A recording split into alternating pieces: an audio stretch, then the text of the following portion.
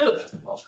Thank you all for attending this new edition of our book talks in our weekly gatherings. Our previous guest was Dr. Raphaël Cahen from the University of Amsterdam to discuss the European cult of human rights, a very contemporary and highly relevant topic. Who would dare to say that Hegel is less relevant than the European Court of Human Rights? One of the greatest thinkers in the classical canon of Western political thought and philosophy, if only because Marx kind of inspired himself from Hegel's view of dialectical progress, thesis, antithesis, synthesis. That is probably way too vulgar for a real Hegel specialist. Apologies beforehand. My previous contact with Hegel was in the beautiful class of Rudy Doom in Gent, Inleiding tot de politieke en sociale leerstelsels. And then afterwards, when I was in the Max Planck in Heidelberg, where Armin von Bogdandy, one of the directors, has done his PhD earlier on Hegel and German public law. So I was expecting a book of 5,000 pages on Hegel, but it's far more restricted.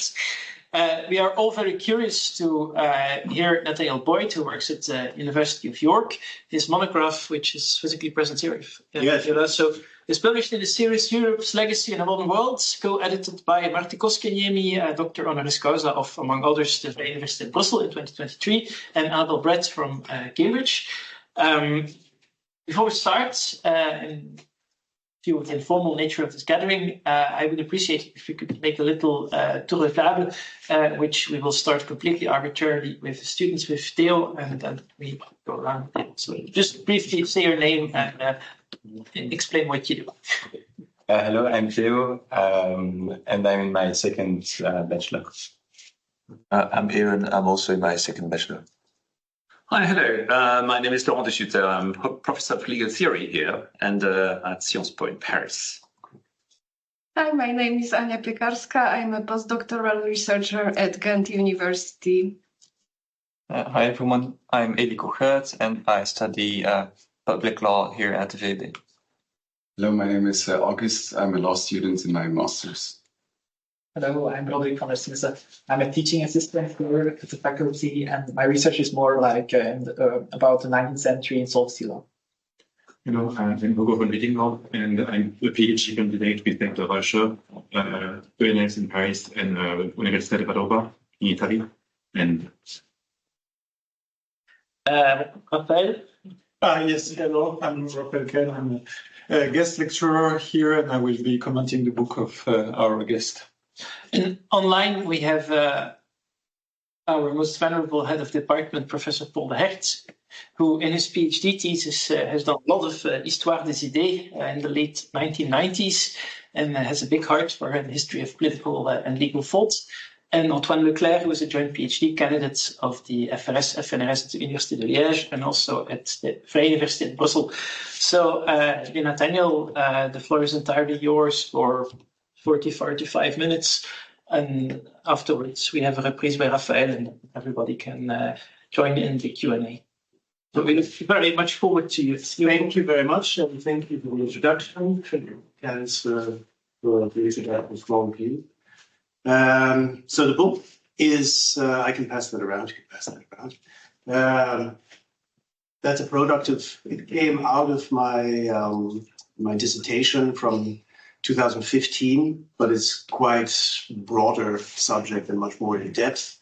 The dissertation was about Hegel and the concept of the estates, the Stände in German, and basically a theory of Hegel's institutionalism.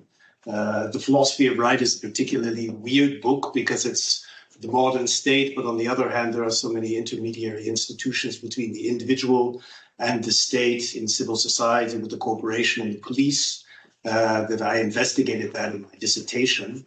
And the principle, this led me down the principal path to investigate public law and imperial public law in the Holy Roman Empire, because there you have a corporate structure which is highly detailed in terms of divisions between territories and imperial public law, a higher state structure, and those debates, and that's what the book, that's the genesis of the book. So I went into Stohleist's research on these early modern tradition particularly in the first volume of his book on public law and the history of public law in Germany. I think the book's pretty original because nobody has done this work before with Hegel and public law. And specifically with this imperial tradition, it's mostly forgotten. These early modern figures and the figures quite close to Hegel's time. Each of the chapters in the book deal with one figure of the imperial public law tradition and Hegel's possible relation to that figure. So the first chapter is on Johann Jacob Moser. He was a principal public lawyer in Württemberg. So that was where Hegel was from Stuttgart, so it's the same kind of context. He wrote in his diary when he was a young man on the death of Moser, and I would hope that it's proven in the book that these early fragments which he wrote on the imperial constitution of the Holy Roman Empire, that Moser's influence is quite prevalent in terms of the empirical approach to public law that Moser advanced. The principal thing that distinguishes Moser's thought is the earlier tradition had always been on the lookout for a particular form of state, an Aristotelian form of state, which the empire would fit, a model which it would fit. And the earlier tradition looked to monarchy, aristocracy, but was particularly fond of the mixed state theory until Pufendorf came along and destroyed that concept. It was a highly political debate because during the 30 Years' War, if it was a monarchy, then that changed where power lay in the empire. And the genesis of the public law literature is actually during this period, and is also a reaction to Baudin, who had reintroduced this whole idea of the debate on constitutional forms and his rejection of the mixed constitution, which was particularly bad for Germany because Germany was a polity which was corporatized between the imperial states, so territorial lords which had extended their domination over large parcels of land, which had to a large degree autonomy and independence, but then still were in a feudal structure and network in relation to the empire and the emperor. So that kind of complex institutional structure is essentially what the book traces in detail through the chapters. And the debate became particularly, Hegel's moment is particularly important because during this time, it's when the French Revolution comes to Germany. And so then all of a sudden, the debate over which form of state the empire is becomes highly important again, because there has to be a way to organize a unified military force against France to protect against the invasion and so on. So Hegel, he turns back to the early modern tradition of Politica and Aristotelianism to revivify the empire. I mean, that's my argument. Much of the earlier literature focused on him condemning the empire as an unworkable structure, which of course does become clear as he progresses and as the war progresses in Germany. But he's highly opposed to France. During this period, there's a distinctive shift in his perception from pro-Republican to anti-imperial. Once the French Revolution extends beyond France and becomes an imperial force in Europe as a whole, Hegel starts to rethink his relation to republicanism. And one of the particular original elements of the book is the rethinking of System der Sittlichkeit, which is a contemporary theoretical text which he wrote at the same time as the fragments on the imperial constitution, as a polemical corporate doctrine, either of a territorial state like his native Württemberg or of the empire as a whole against French revolutionary individualism. And this was a trend in the literature and in the reform movements in Prussia and other places, which sought to take into account smaller corporate structures and the mediation between the individual and the state, which the French revolutionary model, as it was based strictly on natural law and natural law individualism and contract doctrine, lost the institutional mediation between the corporations and the state. So the first chapter details Moser's empirical doctrine, which rejects the categorization of the empire in terms of state form, which Hegel to a large degree accepts and equates Moser's doctrine directly with the situation of the empire as a whole, that because it doesn't know what type of state it is, its public law is chaos and anarchy, which will lead to the decay in any type of conflictual battle with a foreign power, because it has no unified military force. It is more a system of checks and balances between different mediators and different states of territorial states with different degrees of political power, like the electors, who have the right to elect who the emperor is, even though that always remains abstract, and larger territories, and so on. So the first chapter deals with this and Moser's doctrine. And Moser's quite singular, as being an anti-philosoph, so not engaging in universal public law or any of the tradition of Aristotelianism.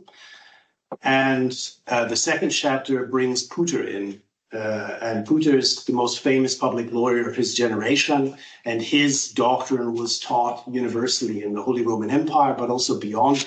French scholars went to his lectures. Benjamin Franklin was at the lectures. So there's large influences there, which are kind of, been lost on the history of political thought or legal thinking because he's just not explored that much anymore. And what he made a point about, he followed, my argument is that he followed directly Moser to a large degree, but what he argued was for systematization of all of the laws into systematic structure. And he also considered it utmost necessary that there be a categorization of the Constitution before any kind of legal doctrine could be considered. So that's completely against the grain of Moser's political thinking. And he reached back to the early modern tradition like Hegel did, but he reached back to Limnaeus and the mixed state and Rudolf Hugo, who had developed this idea of the composite state. And so the composite state is a structure, a composite body politic, which means that it's not just a Hobbesian sovereign state structure with no intermediary institutions, but is actually a complex state of states without being a federation, or without being like the United Netherlands or the United States. It has far more regional autonomies in its structure. So Pütter develops this idea against the background of Moser's political theory or legal theory, and as an opposition to his legal theory. I traced in that chapter the influence of his public law doctrine on Hegel, and it's quite clear that Hegel, large sections of this Verfassungsschrift are actually glosses directly taken from Pütter's history of the German Constitution. Large sections of them are glosses on that in terms of conception of religion and the state. And what I pinpoint in the chapter is the development of Roman law in this context, which led to a particular type of structure of political power in Germany, which there was no, in the period, it's good to point out that, as the French Revolution began to take hold everywhere, then the separation between private and public law became far more emphatic in the traditional Roman legal sense. But during the early modern period, there was no real distinction between private law and public law, or whatever was public law was whatever came within the circumference of the emperor or a territorial lord. So they had no problem using private legal sources to explain public legal functions. And that changes with the third chapter, as I detail about Hegel's Professor Majer. But to stick with Pütter for a moment, so what happens that's very interesting is an argument against despotism and aristocratic despotism in Pütter's thought, which is drawn from the Roman legal tradition, drawing on private law sources to explain public law, which leads to the idea of the paterfamilias as a way of explaining. And Hugo is the maybe it's worth quoting from Hugo in the section, is he has a conception of. He draws specifically from the Roman legal tradition and the paterfamilias, but he calls them public paterfamilias, which of course is a contradiction in terms.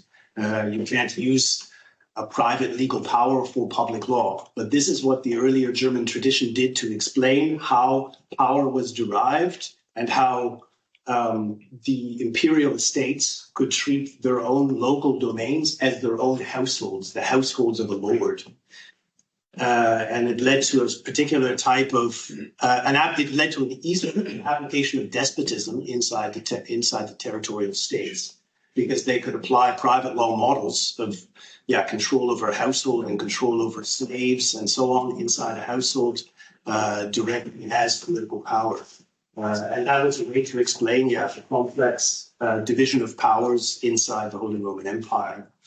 So Pütter picks up on that idea in the tradition and criticizes the use of private law, which leads to despotic forms of governance, and the idea of aristocratic despotism is what he calls it. So when the territorial states or the imperial estates directly apply private law, concepts of household dominion over their subjects, which means that they have no political power at all within a composite state.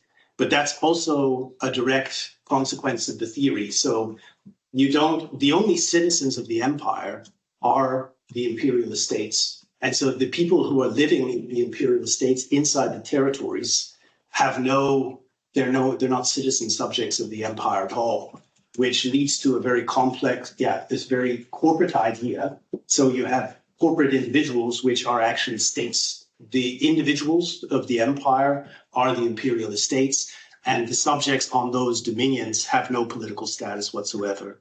And that opens the road to the application of paternal power over subjects with no political say at all in the structure.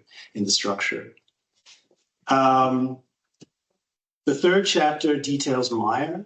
And Majer was ridiculed by practically everybody in the tradition of public law, and was seen as, Pütter was particularly harsh about him. I think he's important.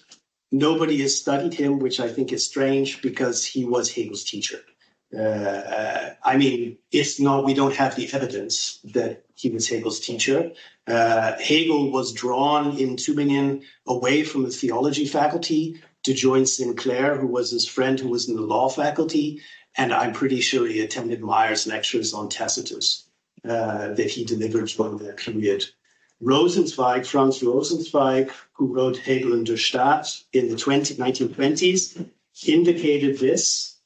And a large part of the book is actually a kind of investigation of Rosenzweig's hypothesis or thesis around this question and the possible influence of Majer on Hegel's political thinking, which I think is specifically evident in terms of the concept of the state in Hegel's thought.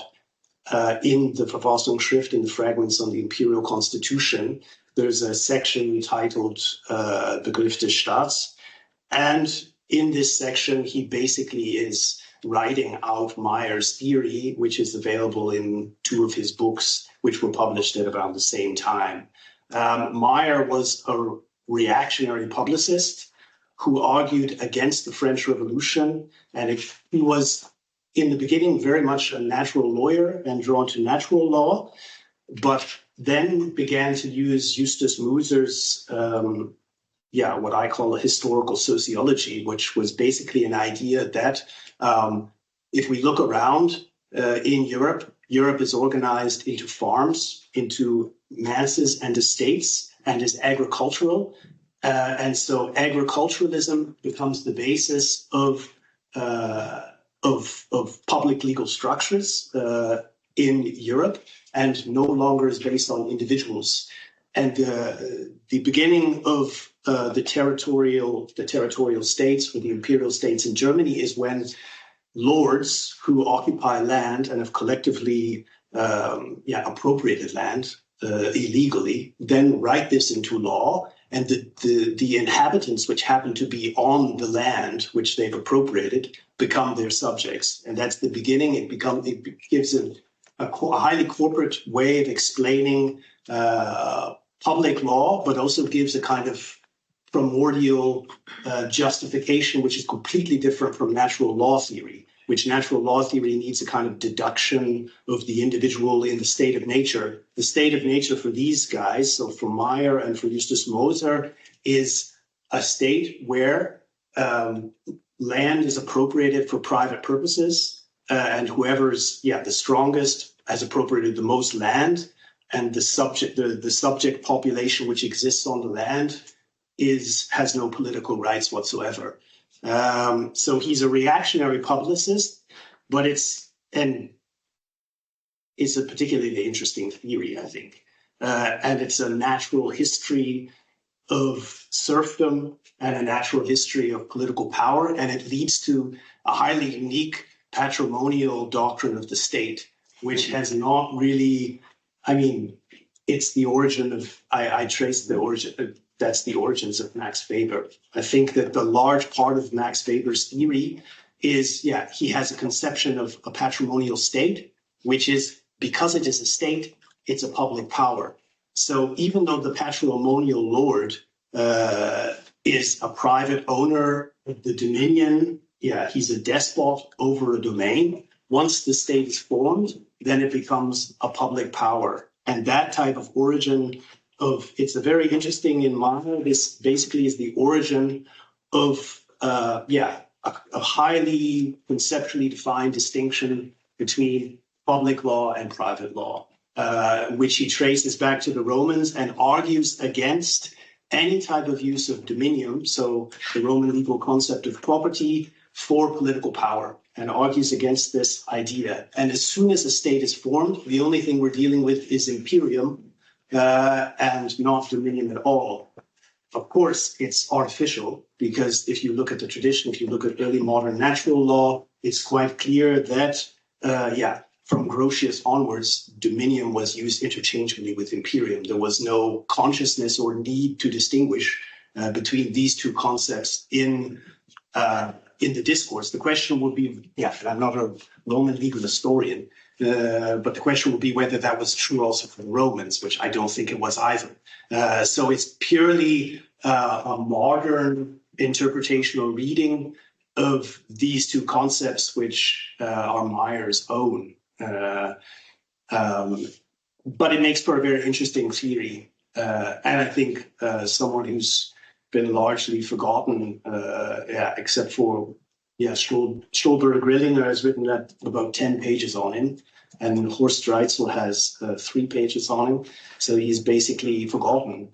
And he should be studied, I think, not only for his interpretation of the state and his private legal conceptual distinction, but also because of Hegel. And so the first part of that chapter traces, his perception in the literature on public law, and then goes into detail of his appropriation of this earlier tradition, and primarily Hugo, and then goes into Hegel's appropriation and compares the direct appropriation, certainly in the concept of the state, but also the idea of like lordship and bondage, how Majer appropriates Tacitus for this tradition, completely in contrast to Moser, for instance.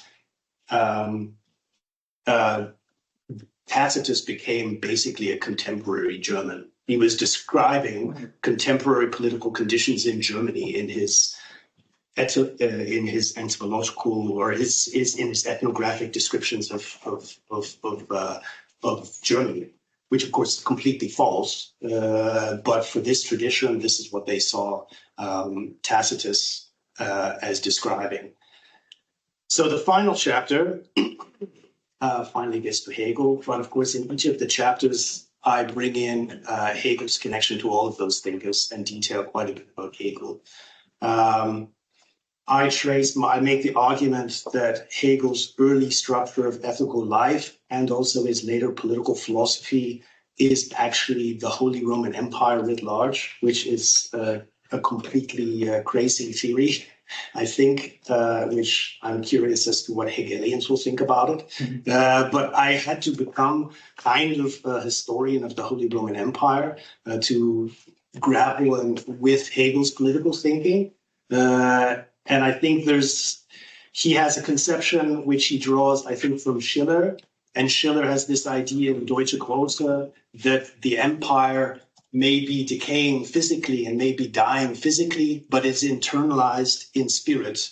And Hegel's, the later, when he develops his philosophy of history, which is also built, I argue in the book, also largely on the early manuscript and rereading his early manuscript, he already has a kind of threefold world history there, which ends in the Germanic world. The idea of the Germanisches Reich is, of course, if you were someone going to listen to Hegel's lectures during this period, when the empire had disintegrated in 1806, the illusions which would have been present in that idea of the Germanic worlds and that it ended in constitutional monarchy, a checks and balances system, a distinct doctrine of public law. I think this would have been profound for someone who was listening to his lectures, which is now completely lost on us because, the Germanic world, what is that? It doesn't make any sense. But of course, if it's called the Germanic Empire, it has clear connotations to the empire. And he also, it's a completely intellectualized concept as well, drawing on Schiller. So that's the basic structure of the book. How much time do I have? I have plenty of time. We just still have 17 to 22 minutes. Okay. Well, I don't know. Why don't we just open it for discussion? Because then I kind of summarize the book and then we can have our discussion and then take it from there. Is that okay? Or, as you prefer, we can give the word to Raphaël to start his replique with audio. Completely free, huh? Yeah, I will be also not that long, but I think it's all right, and we have also maybe time for discussion. But I will talk around 10 minutes, so I think let's give some time. Then after, do we do that? For those who might follow, the table of contents of the book is just over there, because these are the points that have been addressed in. And Friedrich's been bringing up all the great texts. In Gothic. Well, in our course of history of public law, Hegel is not really integrated. I mentioned Moser as a positivist in the Law of Nations, and also then later Kluber and Martens, but not Hegel. So might also be useful with regards to the student audience here. So I'm looking, I should reply to. Provide some extra context, and if there is something you don't understand, please don't hesitate to ask. It's just a moment. Okay, so I will follow up. So thank you again, Nathaniel, for coming here, and also for the presentation, the brief presentation of your book. And I'm happy also to be here and to have the opportunity to comment on the book and start this conversation. So I have also to admit that it was a bit of a challenge also for me. We have just talked about it now over lunch, because I myself have become less interested recently in the history of political thought, which was the focus of my PhD, but that's now a bit long time ago. And my PhD was on Friedrich Gentz, political thought and legal idea. Friedrich Gentz, for those who doesn't know, was the secretary of the Vienna Congress, but he was also a writer and a publicist in the same time as Hegel. around the same time. And also for my master thesis, and there I had more connection because I did my master thesis, but that's even more time ago, on two forgotten thinkers from the Kingdom of Hanover, Wilhelm August Rehberg, that you quote a tiny bit in your book, and Ernst Brandes. So I was also happy to find in the very beginning, actually, of your book, the first quote is from the third volume of my German supervisor, or Dr. Vater, Henning Ottmann. You quote the Geschichte des politischen Denkens. But as I said, for the last 10 years, I've not been really, I've been mostly immersed in archival sources, like Friedrich. So I've not really been reading and interpreting political, legal, or philosophical texts. So I've not read, actually, Hegel über die Reichsverfassung oder Grundlinien der Philosophie des Rechts. Nevertheless, I do also work on second-tier diplomats or officials of the 19th century, and I guess that's why Friedrich proposed me to comment your work. And I do use also for my own work the method of the Cambridge School of Ideas, but with, I would say, a bit of different perspective, much more historical, much more looking at archive, trying to find unpublished texts and analyze the correspondence of legal thinkers, of political thinkers, and situate them in the historical, political, and cultural context of the time, and much less studying what you did, studying in depth the text and trying to find the connections between those writers. And also, I think it's also part of your book, making a genealogy of a concept, or how a concept such as the concept of state was first developed by one philosopher and then came to another one. So after this brief introduction, let's say, in the context of the comments, I will go now more deeply in my comments and ask also some questions. So you already mentioned the format of your book, so I will not go much further, but also to encourage everyone to read the book. So first of all, I enjoy reading the book. I think it's easy to read. It's very well structured. You already mentioned 200 pages, 4 chapters. There's one introduction, the 4th chapter, a conclusion. Also, each chapter are very well structured. Each of them, you always have the prologue, and then the subchapters, the epilogue, so the conclusion of each chapter. So I think it's very convenient to read and very nice written. So the first chapter, we already said, on Moser. So Moser, for those who doesn't know, was actually one of the most prolific authors in world history. Yeah. He managed to wrote more than 500 books in his lifetime, which is, I think, for us something we will. It's maybe the good thing you mentioned this because this Hegel's notation in his diary is that Moser wrote more books than one has in a lifetime can read. Yeah, it was basically the statement. He had no AI. And he had no AI. And he was in prison for like a long time. He was really a figure of like resistance from the estates to this aristocratic despotism.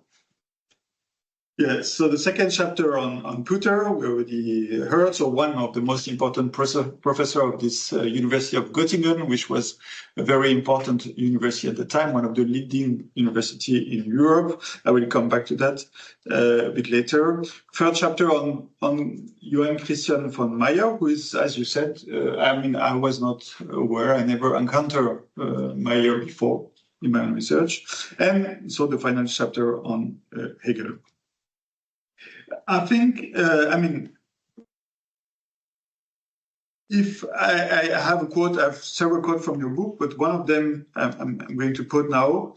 You wrote, Hegel was deeply rooted in the imperial public law tradition, which had developed terms like forma imperii and forma regimini to articulate the legal complexity of a composite state. This inheritance was significantly augmented by Kantian legal philosophy and Fichter's idealism that Hegel quickly transformed. So I think that's one of the main theses of your book, and you really well argument in the book for this thesis and how really Hegel took from this tradition his own theories. So I will go now chapter by chapter quickly, and I will not really go on the first one. So the second one, for me was really interesting because there is this connection with the University of Göttingen, which was very important for my master thesis. So as you said, Pütter was a very, very important name at the time. A lot of people follow Pütter classes. So you mentioned some of them who were then important for the Prussian government, such as Hardenberg, Stein, from the Hardenberg and Stein reform in 1807, 1808 in Prussia. Heiberg and Brandes, they also studied there, Cahen, and as you say, also even some people from France or the UK. In this chapter, you at some point you recall, I quote again, that Hegel, you wrote, "We do not have to look far to find the rejection of this contractually based idea of the state." So I think you say that Hegel did not took the contractually based idea of the state. So that's my first question. I would be interested to know if this rejection is really complete, and if that's also mean that Hegel did not adopt at all the idea of the social contract. And I was a bit surprised by that. So that's my first question. I was also there is a moment also in this chapter where you mention Michel Villet assumptions that Hegel reinterpreted the Roman law almost exclusively through the eyes of Montesquieu and Gibbon, and I think, I mean, you convinced me that it's not only that, and there is more in the Hegelian perception of Roman law, and there is other eyes than Montesquieu and Gibbon for his own interpretation of the Roman law. I'm going already to the third chapter, which I think is really the core of the book for me when I was reading the book, and I think the most important chapters. First, because as you say, Majer is really not well known, and there is this connection between Majer and Hegel. So it's really where I learned the most. Although you also mentioned that in the research, in the literature, this connection was already mentioned, but never studied in depth like you did. So it was mentioned, for example, by Rosenzweig in his Hegel in der Stadt. So I think you made really clear how Hegel appropriate Majer innovation. So as you mentioned also in your presentation. I have one small remark, and that's also a question. The use of when you use the term reactionary, I've been publishing also and working a lot on conservative authors, and with my let's say fellow colleagues and historians, we don't use so much anymore the term of reactionary. There is also in liberal for that.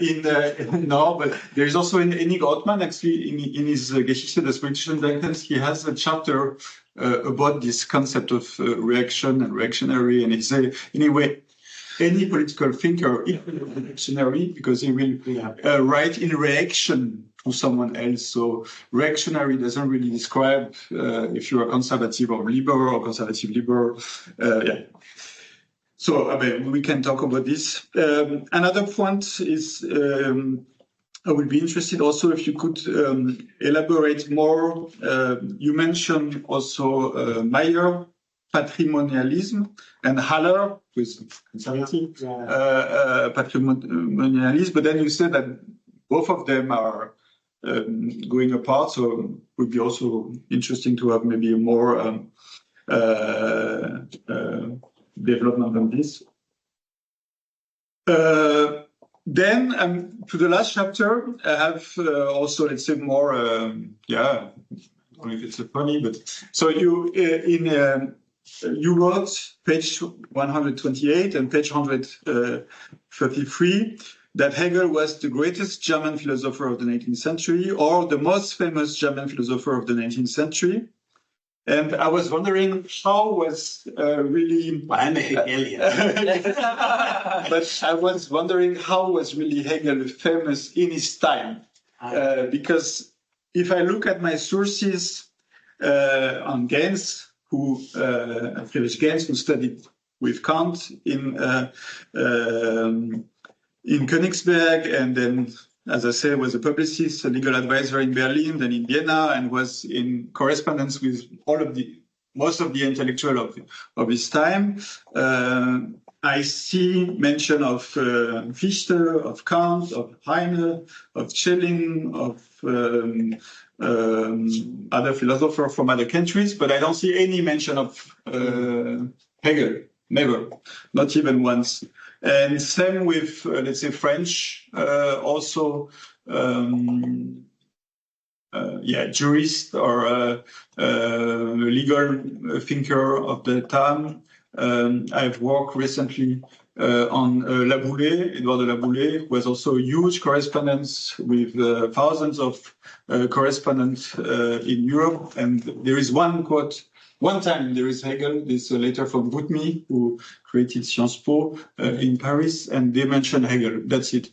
Otherwise, there is never. But other German philosophers are very often mentioned. So that my question: how was really Hegel famous in his time? In his time.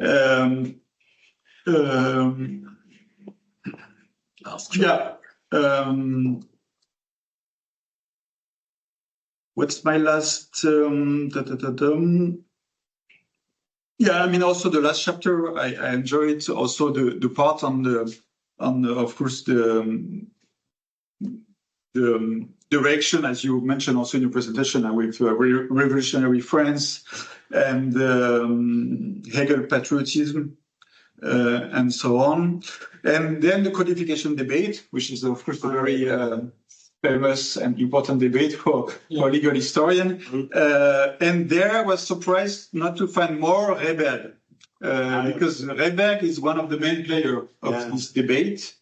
And you mentioned that Hegel had the book from Reberg and the book about the revolution from Reberg. So I was surprised that, so first you're mentioning Thibaut, Hugo, Savigny, Edouard Gans, but not Reberg. And there I was a bit surprised why there is no Reberg, also because you said that Hegel read Reberg, so I was a bit surprised. I think that's a bit odd. Yeah, maybe just the last question also about, so where will you situate Hegel? Is Hegel a conservative, liberal philosopher? You can't use these terms, right? Okay, that's fine. That's about it. And then, that's it. Well, to answer the Reberg thing first, I have to admit I came quite late in the day to the Reberg thing. It's one of the last things I edited into the text. And I think that, that's important for the codification debate. I don't go into the last chapter and then this epilogue of the last chapter is kind of like pointing ahead, because the majority of the book focuses on, the early context of Hegel's political thought when the French Revolution comes to Germany. And then I kind of extrapolate from these ideas later to show the influence. And I do that mostly through the Pütter connection, because Pütter was, all of the, you mentioned names, they all studied, the Prussian reformers had all studied with Pütter. Also the historical school of law, like through Hugo, he had studied with Pütter, they were all students. So the interpretation that Hegel ends up in Berlin, he's specifically invited by Altenstein to Berlin. The idea there is that they see in Hegel's philosophy the continuation of Pütter's public law. That's my basic argument, because it's a system also based on textbooks, and explication through textbooks is also based on natural law, and the historical school of law was in the process of turning natural law into pure positive law. So this was, Hegel was seen as a figure who could help further the reform intellectually in Prussia. And this was why he was invited, and there was a correspondence between his doctrine of philosophy and law and the ideas that the reformers would have had, who had been shaped by Pütter in the early periods. And if you look at the correspondence between Altenstein and Hegel, it's quite clear they were friends. And also with the appointment of Gentz at the university, Altenstein intervened against the crown prince, who was a reactionary, against the crown prince and Savigny, who didn't want Gentz appointed because he was Jewish, but also because he was a Hegelian. And I think it also answers the question of, was Hegel famous in his own time? Not really. He was famous more or less through the political reaction against his philosophy, which had been mobilized, which was entirely opposed to the historical school of law from a very early period, against Gustav Hugo already in 1802, and he never mentioned Savigny by name in his work in Berlin. They were colleagues at the University of Berlin and completely opposed to each other's ideological standpoints, and that becomes quite clear with Gentz, because Gentz then enters into direct polemics with the historical school of law, as does Marx, you mentioned. And I think Hegel is famous more for the Hegelian school, which grew out of his philosophy, which was the philosophy of the bureaucracy, which worked for a time as a type of enlightened bureaucratic ethos, like Wolff's philosophy had done for natural law in the early modern period. Very similar structure, but since the estates in Prussia and since the nobility frustrated the attempts at reforms, the abolishment of serfdom and so on and so forth, and supported, the circle around the crown prince, which was, these figures around the crown prince. He became famous as a philosophical school, specifically because that philosophical school, once it no longer had support by the state, became revolutionary, because they all had positions, because Hegelianism was a type of reigning state doctrine for a very, very short period, like Wolffianism was. But once the crown prince took the throne... You had Ancillon, who was the chancellor of the crown prince. Friedrich Ancillon. Once these figures took control, then, throne and altar became the main ideology. Religion and politics became a central theme, which actually that problem had been solved imperially. That problem has been solved with Westphalia, because all of the confessions had then equal status and the individual choice of confession. But the unification of throne and altar became a huge problem, again, in German politics of the 19th century, which you can see from the crown prince onwards, and then to Bismarck and the cultural policy against the Catholics and so on. But those problems actually had been solved in the empire. In some way, I'm also a historian of the empire. I think that what had happened, which Hegel could no longer see, because the French Revolution had so destroyed and uprooted the structures and revealed the political the political impotence of the empire. But actually, that's a lie. And Hegel was determined, like Majer, they were determined by a context of invading French armies, which just flooded Germany.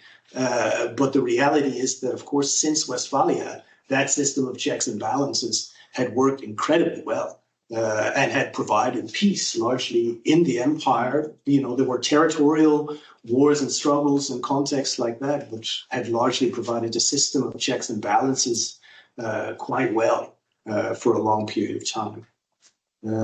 So, yeah, Hegel is the most famous German philosopher because I'm a Hegelian.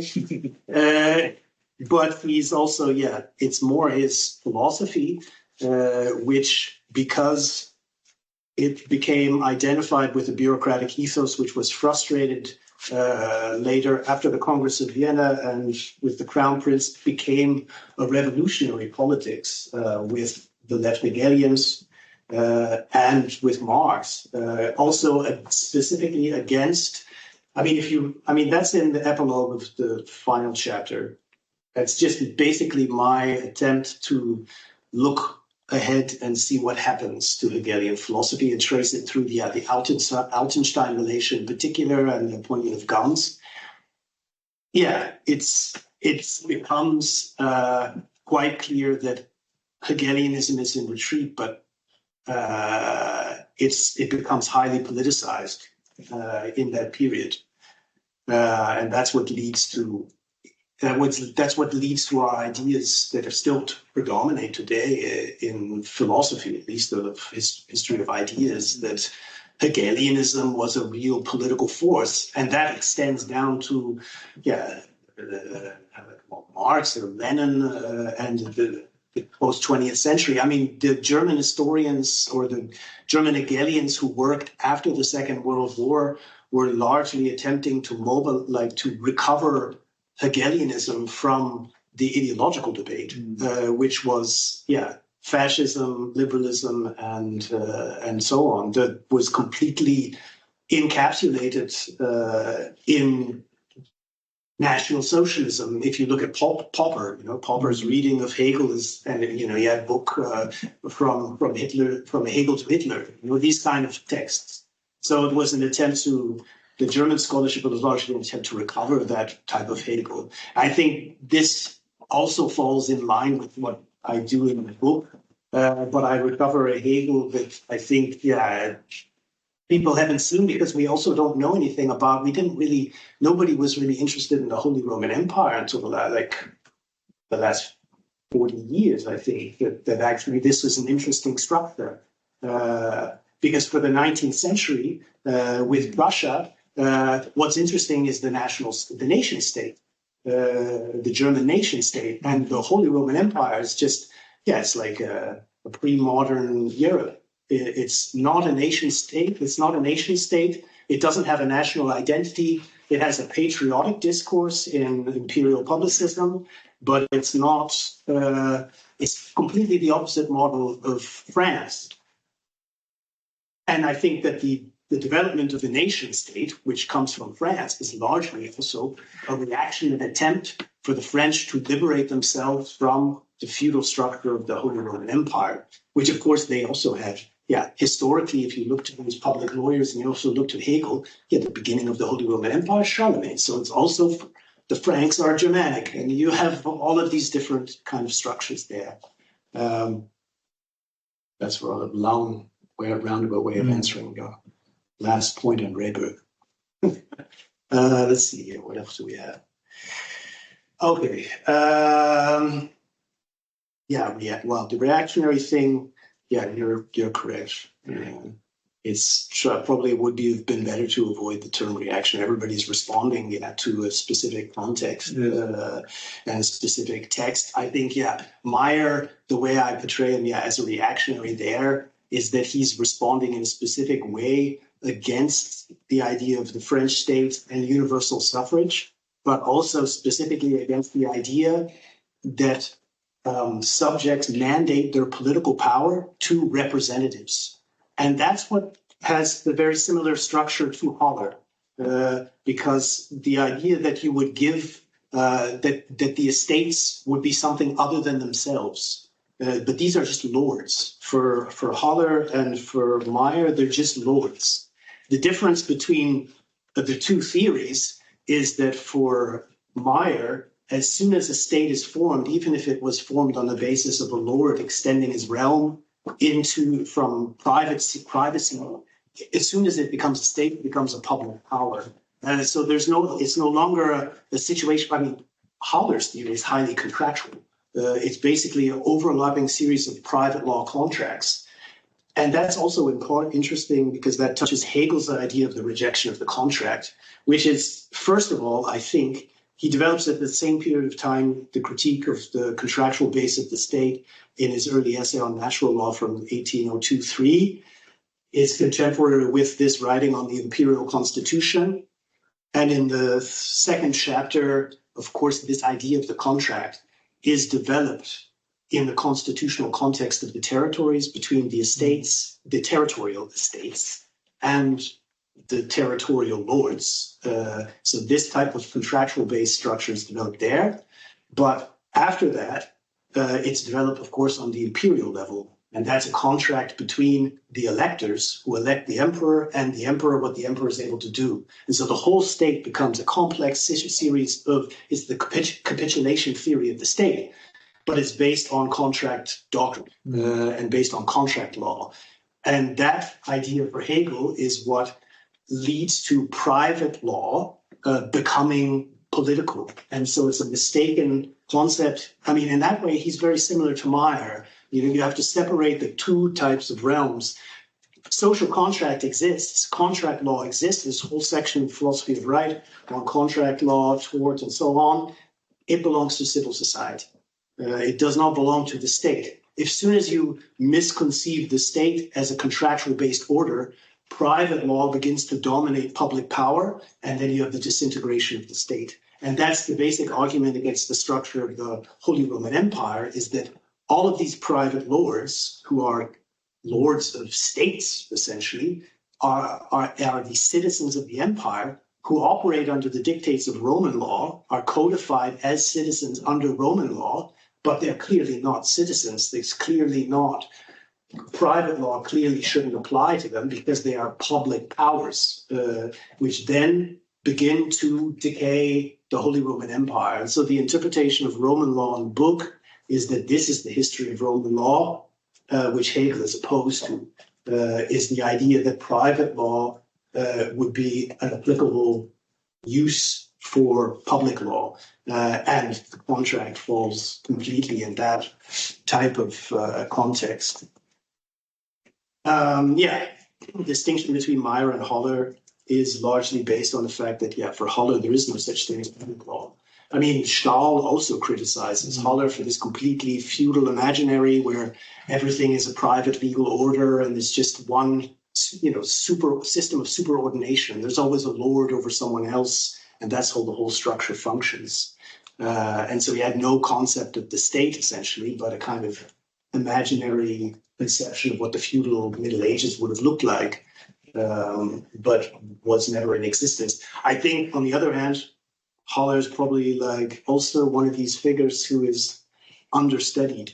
If you look at the importance that he had for the Prussian conservative movement and what happens to Hegelianism, and he's in the philosophy of right as one of the major polemics is against Haller. Also, his intellectual trajectory is highly interesting because he was also part of he was like a minister under the French Revolution, where he was a representative from Switzerland in the French state, the French Republic. So he's an understudied figure also. But there are stuff. He also later in his life, he worked again for France because he was employed by the French Ministry of Foreign Affairs in the 1820s as a legal advisor. Previously he also taught in Switzerland. So he's a very interesting, let's say, European figure in the sense that he has at least three countries or three, let's say, geographical. Because he was German conservatives, the circle around the Crown Prince were enamored by Haller, and they published it on his theories, and they were completely obsessed with him until Stahl came along. And then Stahl provided a new theory, but also provided a distinctive theory of public law, which Haller was lacking in his theory, with the idealistic vision of the Middle Ages. As we still have only 20 minutes left, it's maybe the rest of the presentation was short. But that's excellent. No? Yeah, well, Heather, thank you very much for your presentation. I thought, two completely relevant remarks to make, and then very short, and then a question, and perhaps to answer the question about the fame of Hegel. Maybe someone has to just remember after Schopenhauer, trying to have a class in the same day and the same as Hegel to steal students from him because he had too much success and he had none, and then it was a complete failure. So he was perhaps a little bit more successful than one we think. The second remark is the fact that I'm delighted to see that we have a common friend in the figure of Samo Tomšič. And then I was simply wondering, but it's irrelevant and you don't have to answer that, if part of what you're saying came from long runs through Berghain nights or not. So you don't answer that. So the question now, serious one, is about, I would be curious, I've not yet read the book, obviously, but I was simply curious to know if there was this, I'm a little bit obsessed about the place of police in Hegel, and we know that's part of a huge conversation in, let's say, political philosophy, political theory, and so on and so forth, in German circles from the 18th century onwards about police state and so on and so forth. And I was simply wondering whether you had, it was part, let's say, of your research, or if it was, absolutely not so. Yeah, I didn't elaborate on the police of course, that's an element in the philosophy of right. In civil society, the organization of the system of needs, and so on. This book is really about, it's aside from the epilogue, it's mostly about the early stuff. So it's mostly about System der Sittlichkeit, which is a fragmentary text which was never published, and the Verfassungsschrift, which was never published. And those early texts, and from there extrapolating to some degree to the later philosophy of right, insofar as the structures are still prevalent in terms of how Hegel organizes corporate institutions. And System der Sittlichkeit is really, is a reaction against Fichtean natural law and Fichtean individualism, and also Fichte's destruction of the estates in his natural law system, but it's also against Robespierre, I think, and the idea of despotism and the despotism of freedom in Robespierre, and that's what I develop in the last chapter. Those structures, they don't deal with the police explicitly in the book. But of course, that's still the same type of realm. Police from polis, it's the same type of politicization of what would become civil society. But civil society in Hegel's early period doesn't exist as an explicit concept. There's connections, but also the concept of the state, which he draws from Majer, is basically the collective defense of property. And this is completely opposed to what the state will be considered later, the Rechtsverfassung. The Rechtsverfassung is civil society, and this is not the state. So Hegel's thought develops in this way into a different concept. So he would, at the end of the Majer chapter, I argue it's quite clear from what I developed in the last part of the Majer chapter that, Hegel takes the early concept of the state from Majer, but in his later thinking, this will no longer be a state. This is civil society, what he's arguing for, because it's basically legal representation, legal structures, and the protection of property. And if the protection of property is identified with politics, then we end up back with the problem of private law, which he finds to be misconstrued if you apply that to politics. That said, you already have in System der Sittlichkeit this idea of the nobility as a distinction from aristocracy in some way, which are the organization of the warrior class, the absolute ethical life, which, I mean, it's really weird to read these texts now because, of course, how do you make sense? It sounds like Hegel is a demagogue or arguing for war and so on and so forth. But I think in the context, it's a type of Machiavellianism. It's basically the organization of a warrior class to protect the Holy Roman Empire or the territorial state against invading French armies. And the organization of absolute ethical life under this nobility and the legal status they have in terms of the nobility as the taking up of arms is also a similar type of structure. Okay. Thanks so much for your presentation, and I'm really excited about this book because, as Hegel said, it is task of the philosopher of right to know the right as it knows itself.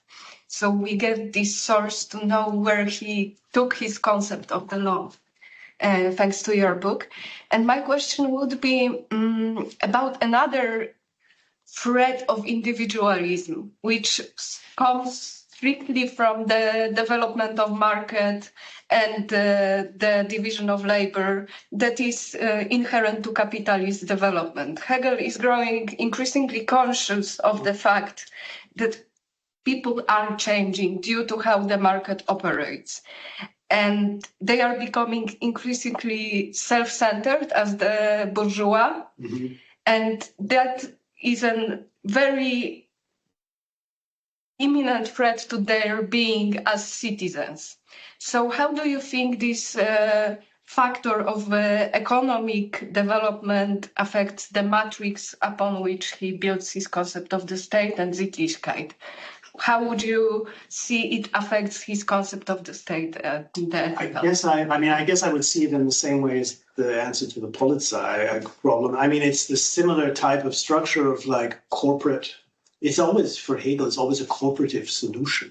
Okay, you have colonialism, right? That's also another solution. Yeah, when there's massive poverty, they should go colonize something, and then there'll be enough food for them until when they rape the natives. This type of structure is always an answer of corporatism. And the idea that the individual becomes a mass man or a mass woman inside atomistic civil society is for Hegel anathema. They immediately have to be incorporated into what we would call trade unionism or political pluralism. Nowadays, this would be the type of solution which Hegel offers for economic problems, which aren't here yet in this early stuff. I mean, he's reading Stuart, and Stuart is a kind of cameralist who was in Tübingen and basically developed mercantilism, but that idea is prevalent in the German tradition of cameralism, and he's reading Stuart in that period. But it's a type of economic theory which will be highly state-centered. We have freedom of civil society, but the guarantor of civil society is the state, and the state must oversee everything. It's not a type of despotism, but it's a control of the market and a control of liberalism in order that we don't have political fragmentation and social fragmentation. And in System der Sittlichkeit, you already see these type of corporate structures, which is not argued against economically, really. I mean, the first section, there's a lot of details of like the appropriation of the tool and economic political economy elements, but it's more or less arguing against the rights of man and social atomism brought about by the French Revolution, and solution is corporate. And I think that that's the mainstay of Hegel's solution to this type of problem is like, look at institutions, and institutionalism is the solution to individualism, which I think, has some legitimacy, I think. I mean, otherwise Hegelian philosophy would be, would not be so interesting. because it's a sign of pre-modern answer to modern problems. But I mean, what are modern problems? I guess.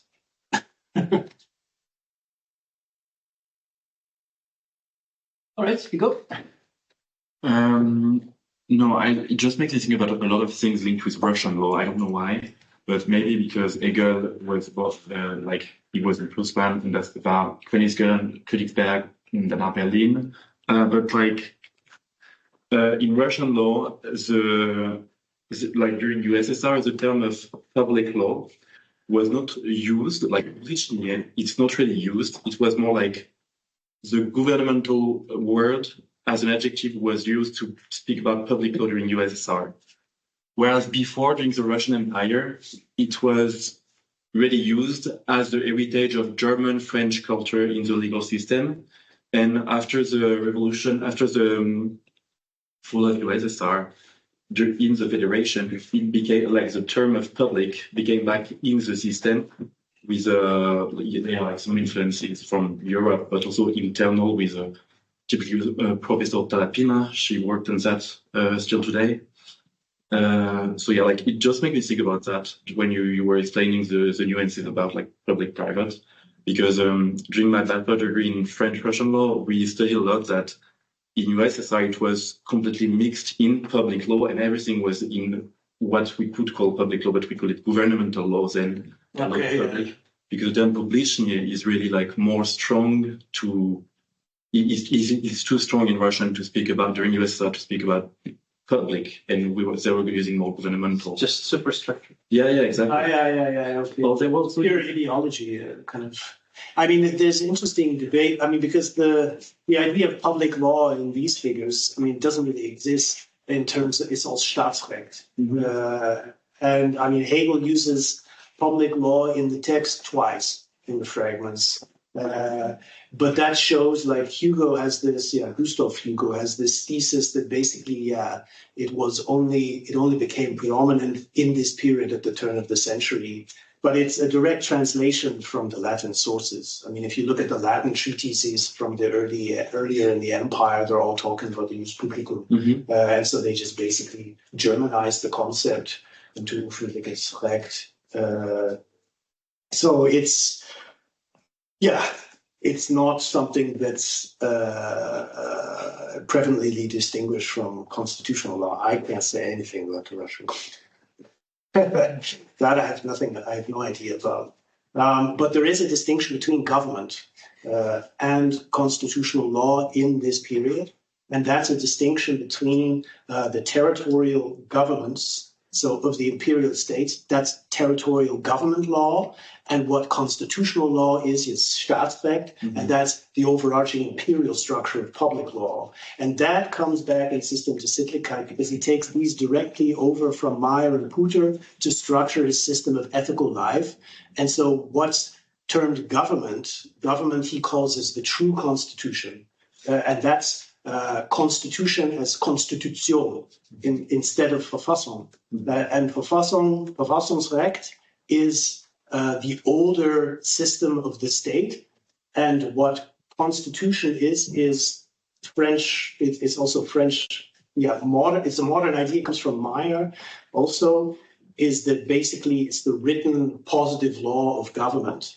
And that in the latter section, Hegel has these highly speculative ideas in System der Sittlichkeit, the system of ethical life at rest, which doesn't make any, what the hell's that? And then what that means is what Majer calls the status quo, which is basically the existing state, but is distinguished from government. And government law is how how actual positive public laws are written and then mobilize how political power is distributed in a state.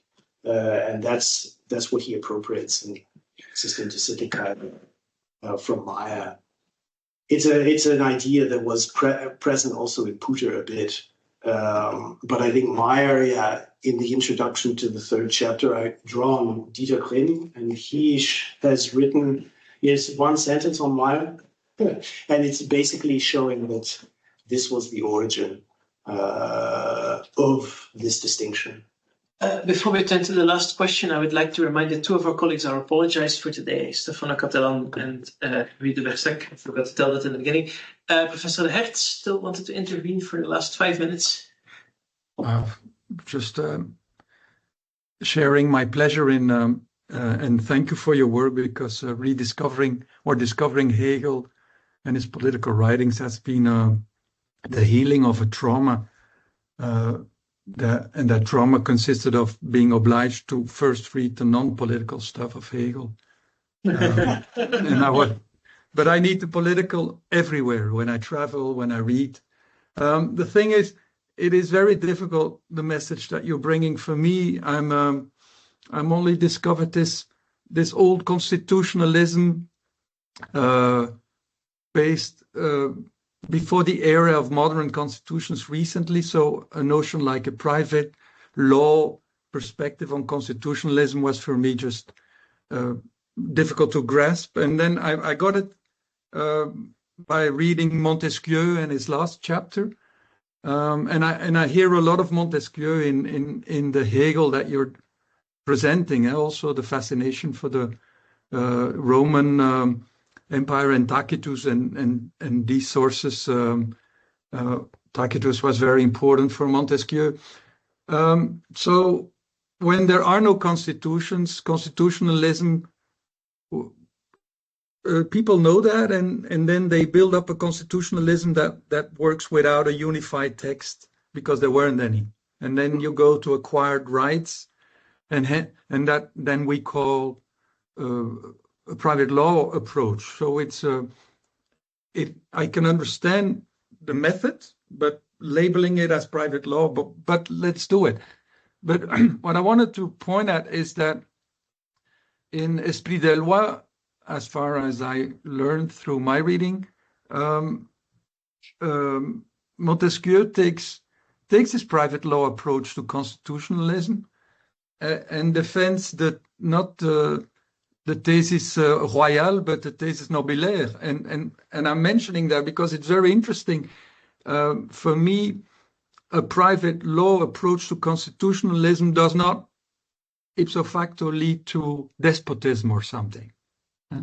And you can go back to the theory of the acquired rights to defend a mixed state. And that was at least what Montesquieu was trying to argue for. He saw in the acquired rights system no basis for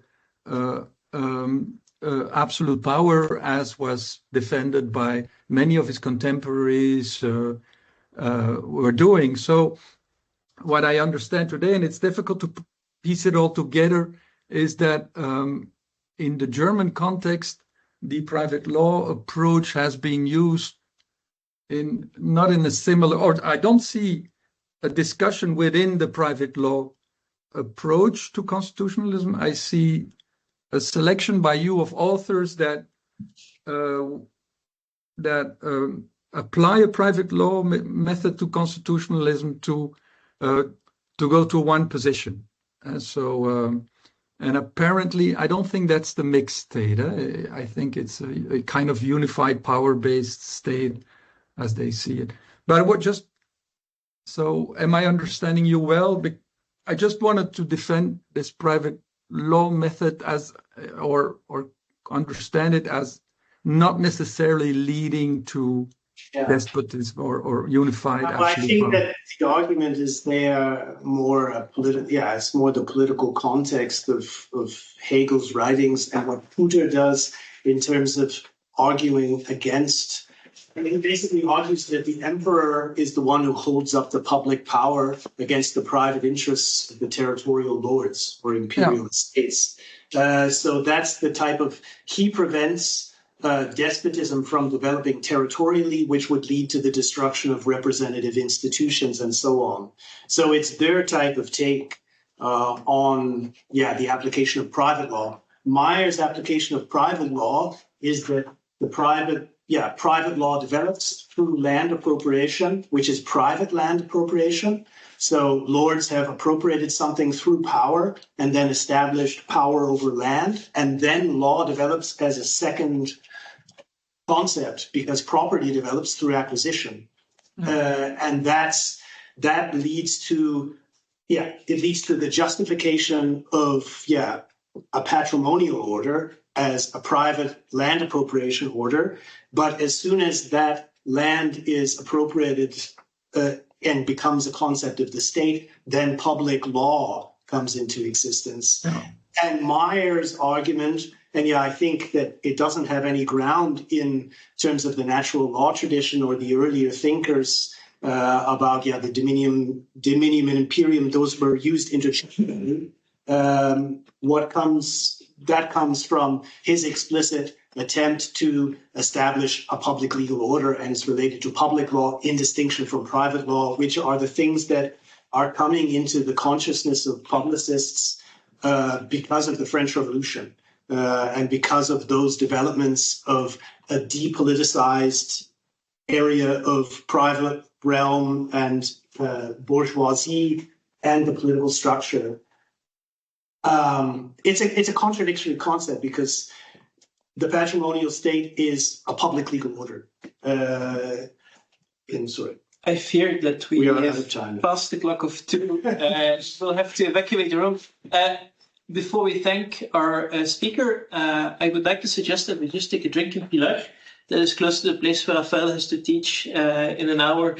So that gives us a bit of time. So all those physically present are kindly invited. If you want, you can join us for drinks in Pütter and we can continue the conversation. I had 3 questions for you, but I didn't dare to ask. We could do that with a glass. Thank you very much to Paul and Antoine for having been connected. I see that this is being recorded. I don't know why. It might be the occasion for our colleagues who are apologize. Thank you. Thanks everybody for your questions. Online. Thank you very much. It was very interesting. Thank you.